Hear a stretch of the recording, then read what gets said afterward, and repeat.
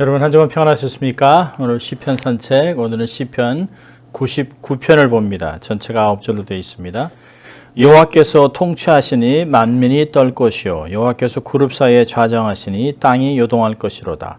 여호와께서 시온에서 광대하시고 모든 민족 위에 높으시도다. 주의 크고 두려운 이름을 찬송할지어다. 그는 거룩하시도다. 왕의 능력은 공의를 사랑하는 것이라. 주께서 공평을 견고히 세우시고 야곱 중에서 공과 의를 행하시나이다. 너희는 여호와 우리 하나님을 높여 그 발등상 앞에서 경배할지어다. 그는 거룩하시도다. 그 제사장 중에는 모세와 아론이요 그 이름을 부르는 자 중에는 사무엘이라. 저희가 여호와께 간구하며 응답하셨도다. 여호와께서 구름 기둥에서 저희에게 말씀하시니 저희가 그 주신 증거와 율례를 지켰도다. 여호와 우리 하나님이여 주께서 저희에게 응답하셨고 저희 행한 대로 갚기는 하였으나 저희를 사하신 하나님이시니이다. 너희는 여호와 우리 하나님을 높이고 그 성산에서 경배할지어다. 대저 여호와 우리 하나님은 거룩하시도다. 아멘. 오늘은 본문에서 주장하고 있는 대로 하나님은 거룩하시다 라고 하는 주제로 말씀을 나누려고 합니다. 99편은 온 세상을 다스리는 하나님은 거룩하다라고 선언하고 있습니다. 시온에서 광대하시고 모든 민족 위에 높으시다라고 선언합니다. 세 부분으로 나눠지는데요. 1절부터 3절, 그다음에 4절부터 5절, 6절부터 9절까지 이렇게 세 부분으로 나눠집니다. 그리고 모두 마지막 부분에 하나님은 거룩하시다라고 하는 후렴으로 마치고 있습니다. 3절, 5절, 9절에 그렇게 되어 있습니다. 여러분, 거룩이라는 개념은 하나님을 묘사할 때 가장 우선적으로 드러납니다. 거룩하신 하나님. 그런데 오늘날 성도들 가운데는 큰 관심을 끌지 못합니다. 사람들은 거룩하신 하나님보다는 에베네셀의 하나님, 임마누엘의 하나님, 치료하시는 라파 하나님, 승리를 주시는 여호와 니시, 위로하시고 용서하시고 복을 주시는 그런 내게 아주 유익한 도움을 주는 그런 하나님을 원하기 때문입니다. 하나님의 사랑에 대해서는, 하나님의 축복에 대해서는 많이 나누지만 하나님의 거룩, 하나님의 전지전능하심에 대해서는 별로 이야기를 나누지 않습니다. 솔직한 내면을 고백한다면 거룩하신 하나님을 대면하기가 싫은 것이죠. 거룩하신 하나님을 뵙기가 어떤 면에서는 부담스럽습니다. 아주 상당히 이기적인 신앙을 이야기하고 있습니다.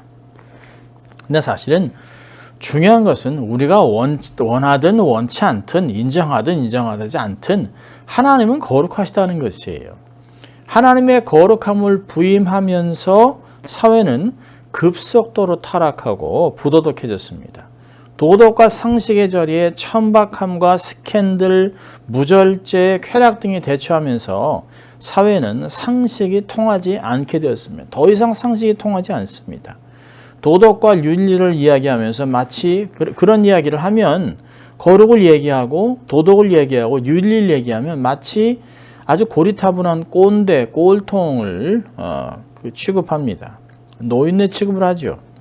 동성애, 소아성애, 트랜스젠더, 성전환, 불법 입국, 난민을 무조건 수용하면서 여러분 대통령 얼마나 웃깁니까? 미국 바이든 대통령 땅이 아파하지 않도록 석유를 개발하지 않고 전기차 다른 것으로 대체하자고 합니다.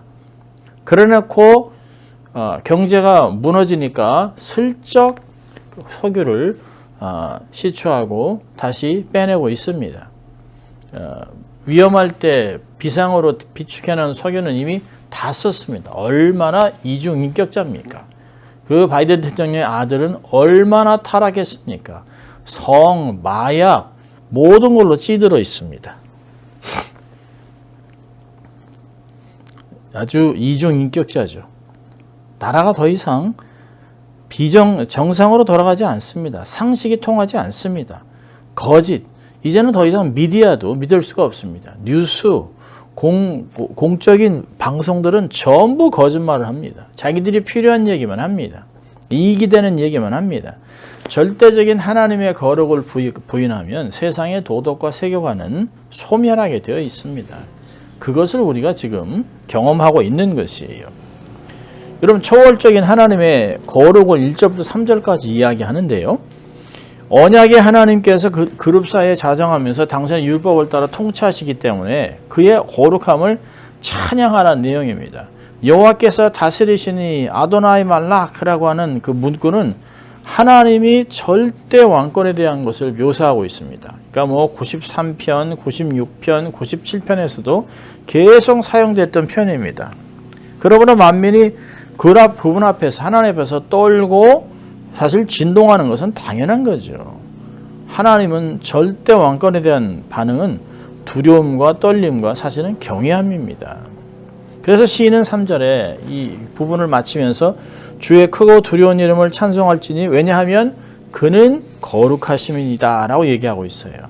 하나님은 만민과 온 민족을 다스리는 절대 주권자입니다. 그 이름은 크고 두렵고 경외를 받아야 하는 이름입니다. 여러분 사도 요한도 반모섬에서 계시 중에 말씀하신 하나님 배웠을 때 1장 17절에 그의 발아에 엎드려 죽은 자같이 되었다라고 얘기합니다.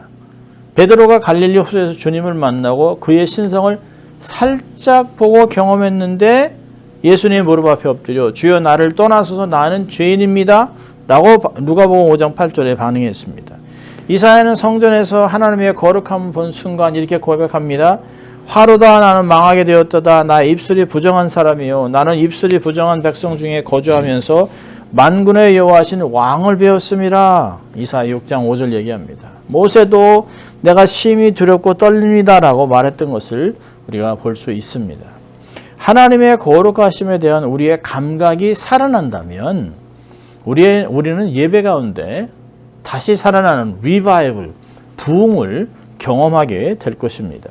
부흥이 일어날 것입니다. 우리는 하나님의 거룩함을 사모해야 합니다. 거룩하신 하나님을 높여드리고 찬송을 올려야 합니다. 기쁨의 거룩한 산제사로 향기나는 예배를 드려야 합니다. 자, 두 번째 파트인 4절부터 5절까지 보면 통치하신 하나님은 거룩하다라고 얘기합니다.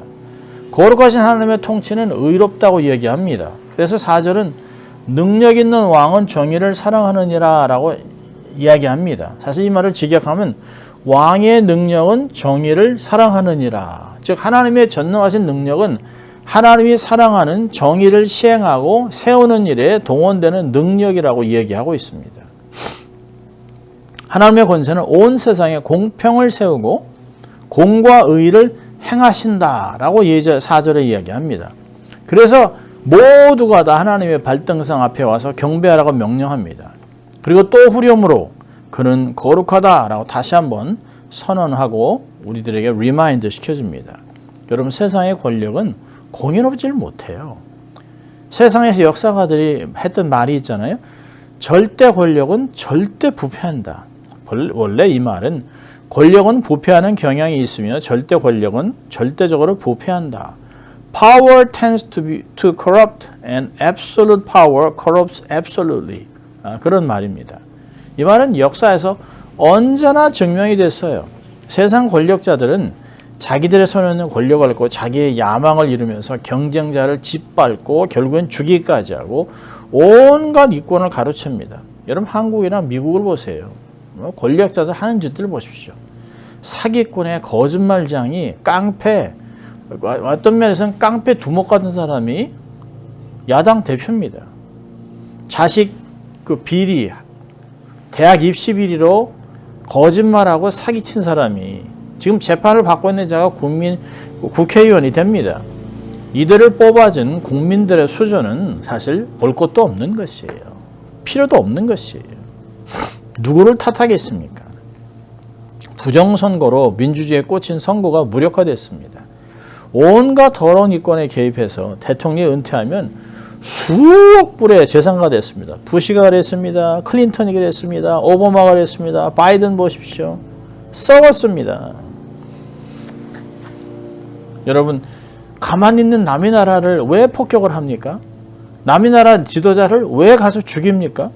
리비아의 지도자인 카다피를 죽이고 나서 사실은 그 나라에 가서 왔노라 보았노라 죽었노라 그리고 깔깔대고 웃었던 힐러리 클린턴의 저질 너무 부끄럽죠. 인간 이하의 모습입니다. 정치인이 아니에요. 한때 나라 대통령의 영분이었던 그런 사람의 그 저질스러움을 보면 수치스럽고 창피할 뿐입니다. 이런 자들을 여전히 밀어주고 이런 자들을 여전히 인정해주고 이들을 뽑는 국민들은 뭡니까? 이래서 이런 사람들을 개돼지라고 얘기하는 것이에요. 여러분, 권력과 돈이 있으면 어떤 것도 무죄가 되는 무법천지의 나라, 정치 후진국이 되었습니다. 하나님의 거룩함을 이 땅에 드러낼 필요가 있습니다. 우리는 하나님의 모습을 닮아가야 합니다. 공평과 정의가 강같이 흐르는 나라가 되기 위해서 하나님께 돌아가야 합니다. 자, 6절부터 9절까지 마지막 세 번째 파트는 신실하신 하나님의 거룩을 얘기합니다. 시인은 거룩하신 하나님이 얼마나 조상들에게 신실하였는가를 말하고 있어요. 거룩하신 하나님께서는 당신의 진노 대신 은혜를 그 백성에게 베풀길 위해서 모세, 아론, 사무엘 같은 중보기도자들, 선지자들을 세우셨다고 얘기합니다. 그래서 누군가를 위해서 기도해주는 역할을 하게 했습니다. 그리고 이들을 세우신 하나님께서 또한 이들의 부르짖음에 응답하셨어요. 하나님의 신실하심을 7절과 8절에 드러내고 있습니다. 여호와께서 구름 가운데서 그들에게 말씀하시니 그들은 그가 그들에게 주신 증거와 율례를 지켜도다. 여호와 우리 하나님이여 주께서 그들에게 응답하셨고 그들의 행한 대로 갚기는 하였으나 그들을 용서하신 하나님이시다. 백성들의 기도에 응답하셨어요. 죄 용서하시는 좋으신 하나님, 이들의 기도는 응답받았고 그들은 신뢰와 복종으로 하나님께 나아갔다고 말하고 있습니다. 여러분 8절에 아주 주목할 말이 있는데요. 그들의 행한 대로 갚기는 하였으나, 여러분 거룩하고 의로우신 하나님의 용서는 그냥 없었던 걸 하자, 그냥 이런 것이 아닙니다. 죄의 삭은 사망이기 때문에, 표 흘림이 없이는 죄 사함이 없기 때문에 죄의 삭을 피 흘림을 사실 모세와 아론, 사무엘이라는 중보자들이 감당할 수 없어요. 그래서 사실은 이 모든 사람들은 모세, 사무엘, 이런 사람들은 다 예수 그리스도 큰 대제사장, 우리에게 죄사함을 베풀어 줄 그 메시아를 예표하는 자들입니다. 그저 그림자일 뿐이에요. 디모데전서 2장 5절에 하나님은 한 분이시요 또 하나님과 사람 사이의 중보자도 한 분이시니 곧 사람이신 예수 그리스도라. 여러분 주님은 부활하심과 또 죽으심과 부활하심으로 우리의 중보가 되셨습니다. 그래서 바울은 이렇게 고백해요. 누가 우리를 정죄하리요? 죽으실 뿐만 아니라 다시 살아나신 이는 그리스도 예수시니 그는 하나님 우편에 계신 자예요. 우리를 위하여 간구하시는 자 아니라 로마서 8장 34절은 얘기합니다. 이런 놀라운 은혜를 경험한 백성들에게 9절에 가서 시편 기자는 이렇게 합니다. 너희는 여호와 우리 하나님을 높이고 그 성산에서 예비할지 아니라 왜냐하면 여호와 우리 하나님은 거룩하심이로다. 그는 거룩하시다. 그는 거룩하시다. 그리고 마지막에 정점으로 여호와 우리 하나님은 거룩하심이로다 라고 선언하면서 시편을 마치고 있습니다. 여러분 이 말씀을 짧은 9절의 말씀입니다만은 우리가 두 가지 우리의 삶에 적용해 본다면 거룩한 하나님을 지속적으로 예배하라는 것이에요. 여러분 시인은 거룩한 하나님을 찬송하고 소리 높여 하나님을 부르고 경배하고 예배하라고 명령하고 있습니다. 하나님 피조물과 구별되시는 거룩하시기 때문에 모든 피조물들은 경배와 찬송을 드려야 된다라고 얘기하고 있습니다. 시편 150편 우리가 이제 나중에 보겠습니다만 시편 150편에서는 호흡이 있는 자마다 여호와를 찬양하라라고 얘기하고 있습니다. 옵션이 아닙니다. 하나님을 찬양하는 것은 사실은 불신자든 신자든 누구든 생명이 있다면 삶의 주인인 하나님을 경배하라고 하는 것이에요. 그렇다면 하나님을 잘 알고 있는 언약 백성들인 하나님의 백성들 크리스천들은 얼마나 더 예배에 집중하고 순간순간마다 하나님을 경배하는 자가 되어야 할까요? 우리는 거룩한 은혜를 찬송하고 예배하는 자가 되어야 합니다.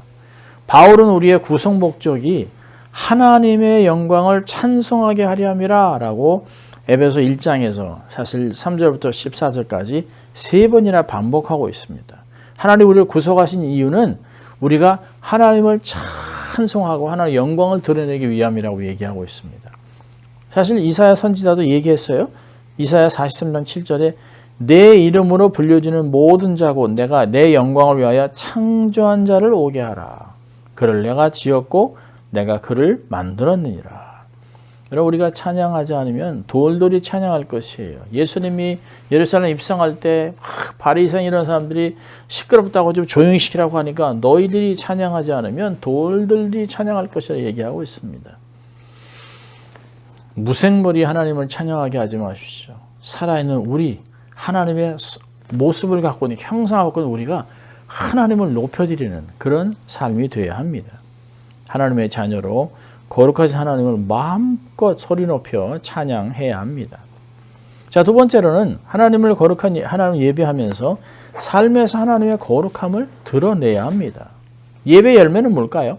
하나님을 높이고 하나님을 닮아감을 통해서 거룩함을 회복하는 것이에요. 여러분, 우리는 스스로 빛을 발하는 발광체가 아닙니다. 빛을 보고 그것을 반사하는 거울과 같은 삶이에요.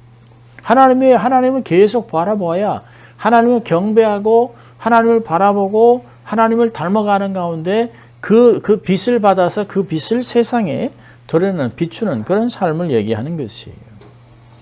하나님은 거룩하시니 너희도 거룩하라. 세상과 똑같이 살지 말고 세상에서 따로 떼어놓은 너희들의 목적을 감당하라 라고 얘기하고 있습니다. 세상의 빛과 소금의 역할, 그거 아니겠습니까? 베드로전서 2장 9절에서는 거룩한 백성이요 왕같은 제사장이요 우리를 어둠에서 불러내신 자의 기이한 빛을 선전하는 자가 되라고 이야기했습니다. 이런 말씀들을 우리는 사실 되새겨볼 필요가 있어요. 거룩은 하나님의 뜻이라고 했습니다. 데살로니가전서 4장을 보면 너희의 거룩은 하나님의 뜻이라. 하나님은 우리가 이 땅에서 당신과 같이 특별함, 거룩함, 세상과 다르게 살아남, 그걸 통해서 하나님을 드러내라는 것이에요. 찬양받기에 합당하신 주님을 언제나 찬양하고 그 이름을 높이고 우리의 왕 대신 예수 그리스도를 세상에 알리고 살아가는 그런 사람이 되어야 합니다. 하나님을 세상에 알리기 위해서는 하나님을 먼저 잘 알아야 합니다. Know Him and make Him known. 우리가 세상에 하나님을 드러내고 하나님의 거룩함을 세상에 드러내고 영향력을 행사하기 위해서는 하나님이 어떤 분인가를 먼저 잘 알고 경험해야 합니다. 하나님과 겸행하고 하나님과 동행하는 가운데 하나님을 닮아가는 그것으로 세상은 이미 우리가 하나님의 제자인 것을 알고 우리를 통해 나타나는 하나님의 거룩함을 보게 되는 것입니다. 한 주간 거룩하신 왕 되신 하나님을 적극적으로 찬양하는 한 주간 되시기를 주의 이름으로 축원합니다. 기도하겠습니다. 하나님 아버지 감사합니다. 한 주간 매 순간 살아가면서 하나님을 예배하고 하나님을 경배하고 하나님의 왕으로 인정하고 그리고 살아가는 저희들 될 수 있도록 도와주시고 매일 날마다 삶에서 거룩을 연마하고 하나님을 경외하면서 거룩을 날마다 세워가는 가운데 세상이 우리를 통하여 하나님의 맛을 보는 하나님의 선하심을 경험하는 그런 영향력 있는 삶이 될 수 있도록 주님 축복하여 주시옵소서. 감사하고 예수님 이름으로 기도합니다. 아멘. 한 주간 승리하시기를 바랍니다. 사랑하고 축복합니다.